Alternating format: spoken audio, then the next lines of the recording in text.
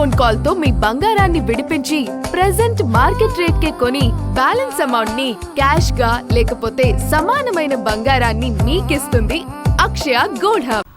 దక్షిణాదిలో ఎర్రకోటగా పేరొందిన కేరళ అసెంబ్లీ ఎన్నికల ఫలితాలపై జాతీయ స్థాయిలో అందరి దృష్టి నెలకొంది. వరుసగా మూడోసారి అధికారం చేపట్టి రికార్డు సృష్టించాలని ఎల్డీఎఫ్ భావిస్తూ ఉండగా 2024 లోక్సభ ఎన్నికలు, ఇటీవల జరిగిన స్థానిక సంస్థల ఎన్నికల ఫలితాలు, ఎగ్జిట్ పోల్స్ అంచనాలతో ఆత్మవిశ్వాసంతో ఉన్న యూడీఎఫ్ సీఎం పీఠంపై గురిపెట్టింది.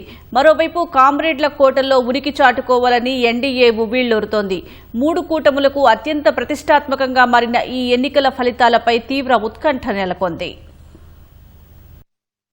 కాంగ్రెస్ సారథ్యంలోని యూడీఎఫ్ అధికారం చేపడుతుందన్న ఎగ్జిట్ పోల్స్ అంచనాల మధ్య కేరళ అసెంబ్లీ ఎన్నికల ఓట్ల లెక్కింపునకు సర్వం సిద్దమైంది. 140 అసెంబ్లీ స్థానాలకు ఏప్రిల్ 9న పోలింగ్ జరిగింది. మొత్తం 2,71,00,000 మందికి పైగా ఓటర్లు ఉండగా 79.70% మంది ఓటు హక్కు వినియోగించుకున్నారు. 823 మంది అభ్యర్థుల భవితవ్యం సోమవారం ఉదయం 8 గంటలకు మొదలయ్యే ఓట్ల లెక్కింపుతో తేలనుంది. ఎన్నికల సంఘం 43 ప్రాంతాల్లో 140 కౌంటింగ్ కేంద్రాలను ఏర్పాటు చేసింది. 140 మంది రిటర్నింగ్ అధికారులు, 1,340 అదనపు రిటర్నింగ్ అధికారులు, 4,000కు పైగా మైక్రో అబ్జర్వర్లతో సహా 15,464 మంది సిబ్బంది కౌంటింగ్ విధుల్లో పాల్గొంటారు. ఎన్నికల అధికారుల సమక్షంలో స్ట్రాంగ్ రూంలను తెరిచి ఉదయం 8 గంటలకు పోస్టల్ బ్యాలెట్లను లెక్కిస్తారు. కేరళలోని మొత్తం ఓట్లలో అవి 1.36% ఉన్నాయి.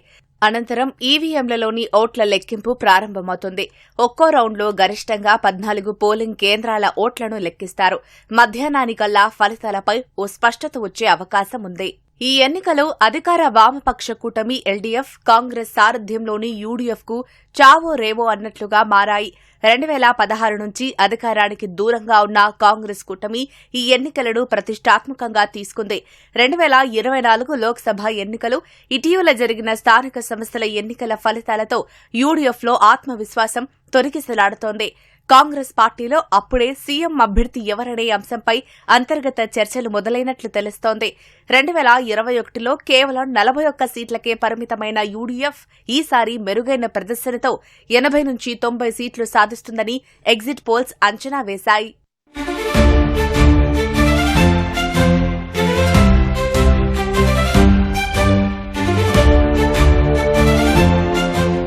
మరోవైపు అధికార ఎల్డీఎఫ్ వరుసగా మూడోసారి అధికారం చేపట్టి చరిత్ర సృష్టించాలని తహతహలాడుతోంది. 2021లో 99 సీట్లు సాధించిన వామపక్ష కూటమి ఈసారి ఆ స్థాయిలో కాకపోయినా బోటాబోటీ మెజారిటీతోనైనా అధికారం నిలుపుకుంటామనే ధీమాతో ఉంది. ఈ ఎన్నికల్లో ఎల్డీఎఫ్ ఓడిపోతే 1960ల తర్వాత దేశంలో వామపక్షాలు ఒక్క రాష్ట్రంలో కూడా అధికారంలో లేకుండా పోతాయి.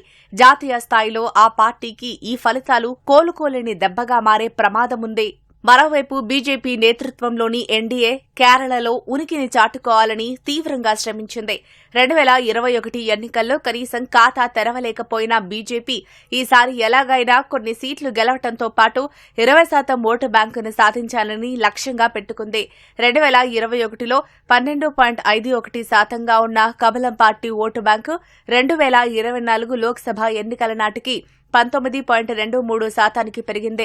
అయితే 2025 స్థానిక సంస్థల ఎన్నికల్లో అది 15% పడిపోయింది. కానీ ఈసారి 2020 పార్టీతో పొత్తు పెట్టుకోవడంతో పాటు తిరువనంతపురం కార్పొరేషన్ను కైవసం చేసుకోవడం కమల దళానికి అదనపు బలాన్నిస్తోంది. ముఖ్యంగా సెంట్రల్ కేరళలో క్రైస్తవ అభ్యర్థులను బరిలోకి దించిన ఎన్డీఏ వారి ఓట్లపై గంపెడాసలు పెట్టుకుంది.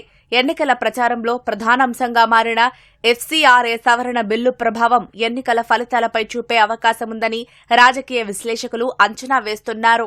ఎలాంటి అవాంఛనీయ సంఘటనలు జరగకుండా ఎన్నికల సంఘం కౌంటింగ్ కేంద్రాల వద్ద 3 అంచెల భద్రత ఏర్పాటు చేసింది.